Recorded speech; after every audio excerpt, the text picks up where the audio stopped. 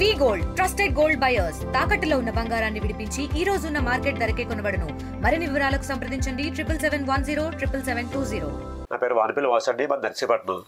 నేను చేసి సొనకారు వృత్తి బంగారు పని చేస్తుంటాను. కానీ ప్రతి సంవత్సరం ఏంటంటే మా విగ్రహాలన్నీ కూడా డిఫరెంట్ మన మట్టితో చేసి మట్టి మీద వినూత్న రూపాల్లో మనం అలంకరిస్తుంటామండి. ఈ సంవత్సరం ఏంటంటే విద్యా గణపతి, అందరికి విద్య బాగుండదు, అందరికి బాగుండని చెప్పి విద్యా గణపతి చేసాం. కాకపోతే ఈసారి కాన్సెప్ట్ అంత చిన్న చిన్న పప్పులతో చేసి వేరే కూడా 18 రకాలు వాడేవాడి పప్పులు ఇంగ్రీడియంట్స్ మొత్తం.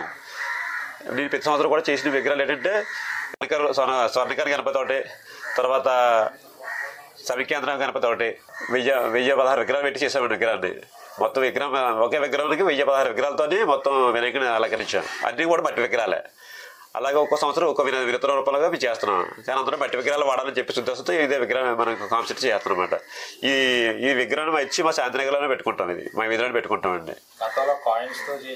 డబ్బులతో చేశానండి. తర్వాత ఏంటంటే డ్రై ఫ్రూట్స్ తయారు చేసాం. అలా వినూత్న రూపాయలు రకరకాలు చేసి వచ్చామండి. 18 రకాలు, ఇంచుమించు 18 రకాలు చేశాను. 18 కూడా వినూత్న రూపాయలే, ఒకటి వచ్చే వెరైటీ. ఇది గుమ్మడి పప్పు అండి.